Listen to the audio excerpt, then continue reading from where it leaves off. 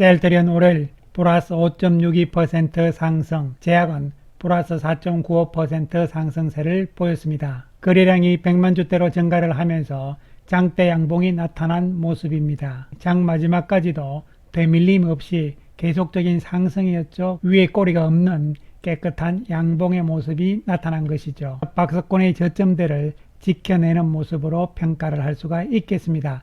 외국인들은 139억의 매수, 기관들은 347억의 매수를 보였고요. 공매도는 5,611주, 자사주는 9,716주 매수를 했습니다. 제약 역시 외국인 기관들이 모두 매수세를 보인 모습이죠. 오늘 상승의 모멘텀은 두 가지로 크게 볼 수가 있는 것이죠. 첫 번째로는 목표가 28만원 제시 보고서가 나왔습니다. 올해 들어서 가장 높은 목표 가격을 제시한 보고서가 되겠는데요. 그리고 두 번째로는 회사 측에서 진펜트라의 매출액이 수치적으로 이제 가시화되고 있는 단계에 접어들었다는 발표가 있었습니다. 물론 시장 전반적인 모습을 봤을 때 그동안 상반기 때 소외가 되었던 제약 바이오 쪽과 2차 전지 쪽의 상승이 하반기 첫날인 오늘 두드러진 모습이 나타나기도 했습니다. 먼저 오늘 미래에셋에서 셀트리온에 대한 보고서를 발표를 했습니다. 제목은 반격의 거인이다 이렇게 되는데요. 표지를 보시면요. 미국이죠. 그리고 셀트리온 이렇게 표시가 됐고 반격의 거인이 힘차게 걸어가는 모습이죠. 미래에셋증권은 오늘 보고서를 통해서 셀트리온의 목표 주가를 28만원으로 제시를 했습니다. 투자 의견 매수, 목표 주가 28만원으로 커버리지 개시 이렇게 됐는데요. 21년 8월 31일 날 셀트리온을 커버리지에서 제외를 시켰습니다. 그 이후에 거의 3년 만에 다시 커버리지를 시작했다 이런 이야기가 되는 것이죠. 미래에셋증권이 커버리지를 다시 시작한 이유가 있는 것이죠. 그것은 그만큼 셀트리온의 주가가 앞으로 기대된다는 뜻으로 우리가 해석을 할 수가 있는 것이죠. 먼저 목표 주가를 28만원으로 제시한 이유인데요. 신약인 진펜트라를 기반으로 해서 본격적으로 이익이 개시되는 25년도에 에비타 2조 2천억을 에버에비타 27배를 적용을 해서 목표 주가를 산출을 했다. 그리고 에버에비타를 27배로 적용을 했는데요. 요 27배는 미국의 주요 신약업체들의 평균이다 이렇게 하면서 중요한 이야기들이 나오죠. 셀트리온이 신약업체로서 변모하는 구간에 있다고 판단한다. 그래서 바이오 시밀러 비즈니스 멀티플로 바라보는 사고방식에서 탈피하자 이런 이야기가 되는 것이죠. 시밀러 업체와 비교는 불가하다. 에비타 마진율은 주요 신약업체와 비슷한 수준이며 에비타 성장률은 오히려 셀트리온이 능가한다 이런 측면에서 셀트리온에 대한 접근 방식을 바이오 시밀러의 개념에서 신약업체로서 바꿔야 된다 이런 이야기를 하는 것이죠. 그래서 미래에셋의 오늘 보고서는 두 가지 의미를 가집니다. 첫 번째로는 올해 들어서 가장 높은 목표 주가가 되는 것이고요. 두 번째로서는요. 바이오 시밀러에서 글로벌 신약업체와 동등한 수준으로 평가의 기준 자체를 바꾼다 이런 의미가 되는 것이죠. 그리고 또 한 가지 우리가 추정을 해볼 수 있는 것은요. 미래에셋증권에서 목표 주가를 높였기 때문에요. 요 영향력은요. 다른 증권사들의 보고서에도 영향을 줄 것이며 또 한 가지는 미래에셋증권이 외국인 쪽 해외 영업 부분에 강점이 있기 때문에요. 외국인들에게도 긍정적인 영향을 줄 수 있다고 판단을 해볼 수 있는 것이죠. 좀 더 내용들을 살펴보게 되면요.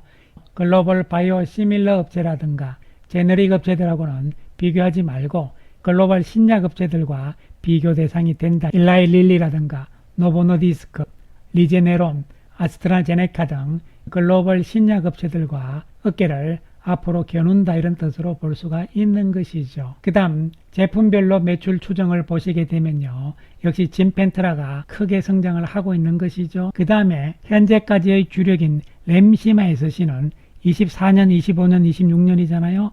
이렇게 해서 조금씩 줄어드는 모습이 나옵니다. 대신에 램시마 SC는 증가세죠. 그리고 진펜트라가 올해는 2,880억, 내년에는 1조 937억, 그리고 26년에는 2조 763억 이렇게 해서 급성장 추세로 간다는 이야기죠. 그동안의 주력이었던 램시마가 줄어드는 대신에 램시마 SC와 진펜트라가 크게 늘어나잖아요. 램시마 SC가. 그리고 램시마 SC보다는 진펜트라가 가격이 약가가 훨씬 높고 또한 이익도 많이 남기 때문에요. 셀트리온 전체적인 매출 측면에서는 또한 영업이익 측면에서는 훨씬 유리할 수 있다는 측면으로 접근을 할 수가 있는 것이죠. 그래서 미래에셋증권에서는 내년에 진펜트라의 매출액을 1조 이상으로 봅니다. 26년에는 2조 이상으로 보고 있는 상황이죠. 그리고 다른 제품들도 보시게 되면요. 트룩시마와 허즈마는요. 조금씩 줄어들거나 큰 성장은 없는 상태죠. 그렇지만 유플라이마에 대해서는 24년, 25년, 26년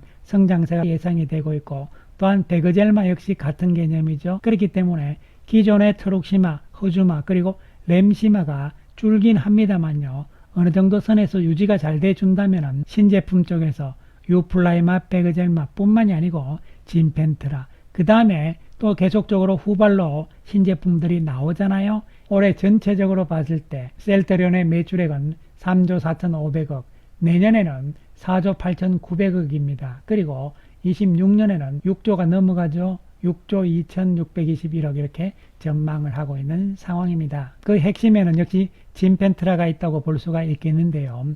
진펜트라에 대해서 분기별 매출 추정을 아주 예민하게 잘 했는데요.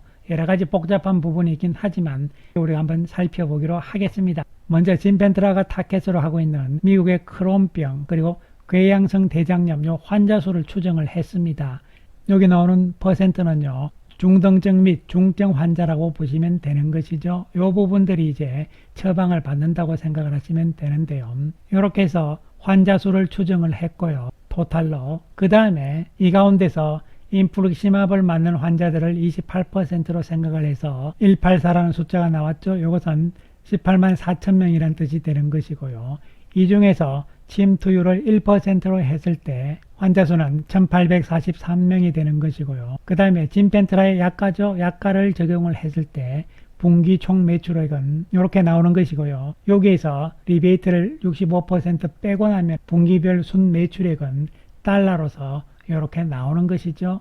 이것을 원화로 환산을 하게 되면 54억 원이다 이렇게 계산이 나온 것이죠. 이렇게 해서 3분기, 4분기 추정을 했을 때 24년 올해에는 진펜트라의 매출액을 2,880억으로 잡는다 이런 이야기가 되는 것이고요. 내년에는 1조가 넘는 것이고 그리고 26년에는 2조가 넘는 이런 숫자를 추정을 했다 이렇게 보시면 되는 것이죠. 물론 이 추정 수치가 100% 맞다 틀렸다고 보시면 안 되고요. 이러한 개념의 흐름으로 추정을 했다. 진펜트라의 침투율이 높아지게 되면 이야기가 달라지는 것이거든요. 진펜트라의 침투율은 분기별로 시간이 지날수록 큰 폭으로 증가를 합니다. 26년에는 40%까지 기대를 하고 있는 상황이죠. 시간이 지나면서 침투율이 높아지잖아요. 그러면 당연히 처방받는 환자 수도 늘어나는 것이고 여기에다가 진펜트라의 가격, 약가도 올라갑니다. 왜냐하면 신약이기 때문에 물가 상승률만큼 가격을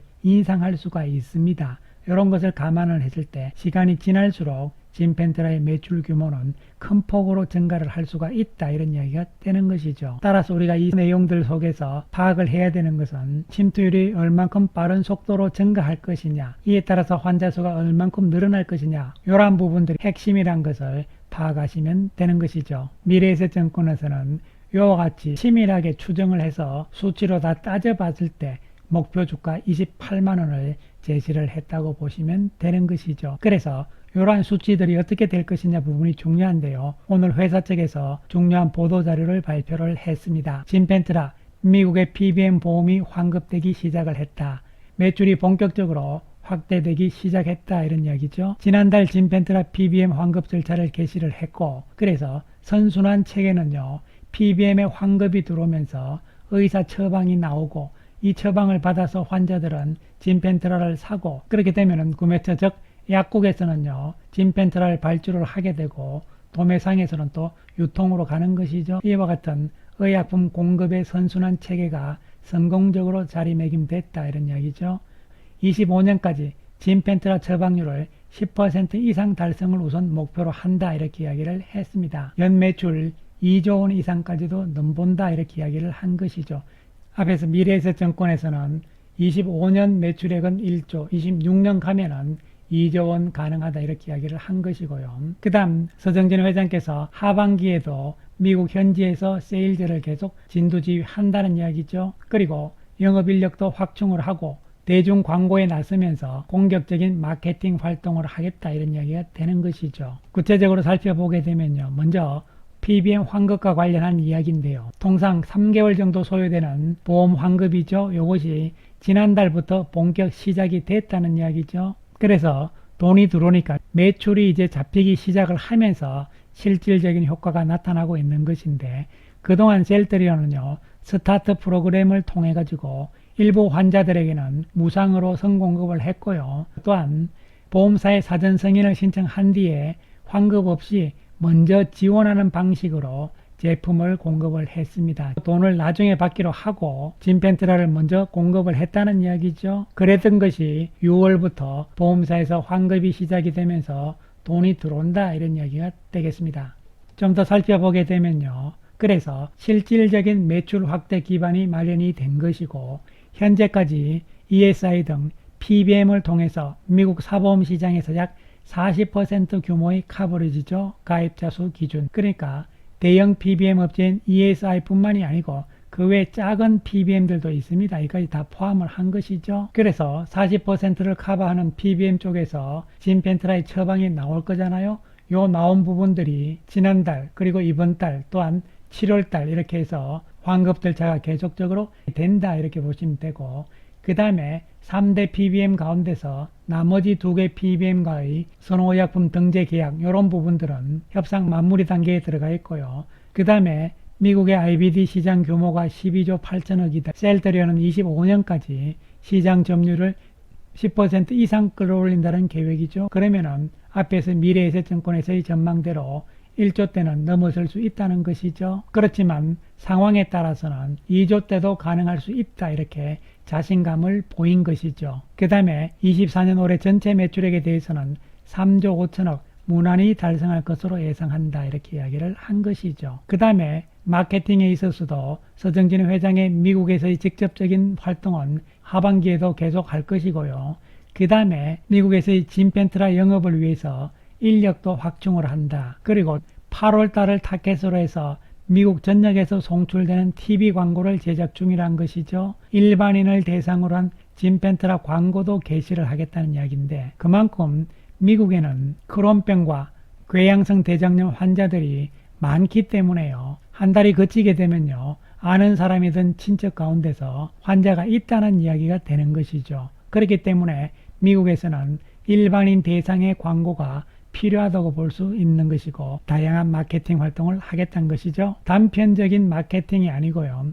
장기적인 포석 하에서, 왜냐하면 진펜트라의 그 다음 적응증으로 허가를 진행하고 있는 것이 바로 류마티스성 관절염이잖아요. 이 시장이 IBD 쪽의 시장보다는 3배 이상 크기 때문에요. 이와 같은 진펜트라의 광고를 통한 마케팅은 미국에서는 장기적으로 중요한 역할을 할 수 있다는 측면에서 우리는 생각을 해야 되는 것이죠. 진펜트라가 26년, 27년 이렇게 하면서 IBD 적응증에 대해서 집중을 하고요. 그 다음에 그 2, 3년 동안 기간 동안은 류마티스 관절염에 대한 임상을 끝내고 FDA 허가가 나오겠죠. 그래서 그 이후에는 류마티스 관절염 쪽으로 또 가는 것이죠. 그러면서 계속적으로 시장을 넓혀나갈 것으로 생각을 하시면 되겠습니다. 수급적인 측면으로 살펴보게 되면요. 외국인들이 오랜만에 매수로 전환이 됐고요. 지난 금요일 소폭의 매수 우위를 보이던 연기금 오늘 매수 강도를 높이면서, 그리고 투신도 강한 매수세가 나왔고요. 기관들이 강하게 견인하는 모습이죠. 외국인들 쪽에서는 상반기까지 360만 주 이상 매도한 상태였거든요. 지난번 영상에서도 말씀을 드렸듯이요. 합병 이후의 지분율, 이 지분율 상태 22.60% 이상을 유지를 해주는 상황이 나온다면 패시브 자금들, 장기적인 성격의 외국인들은 합병 이후 늘어난 지분율을 줄인 것이 아니다. 이제부터 단기적인 외국인들의 매도도 진정이 돼준다면 앞으로의 주가 움직임도 긍정적으로 당연히 갈 수 있는 것인데, 그 모멘텀이 지금부터 하나씩 나오기 시작한다는 측면으로 접근을 하는 것이 중요하죠. 7월달 첫날 양봉으로 시작을 했습니다만요. 박스권 고점대에 가게 되면 또 좀 흔들림이 나올 수 있겠죠. 그러나 진펜트라의 매출 실적이 이제 가시화되는 시점이 나오기 때문에 7월 달부터는 본격적인 상승의 출발 시점, 전환점으로 기대를 해볼 수가 있는 것이죠. 감사합니다.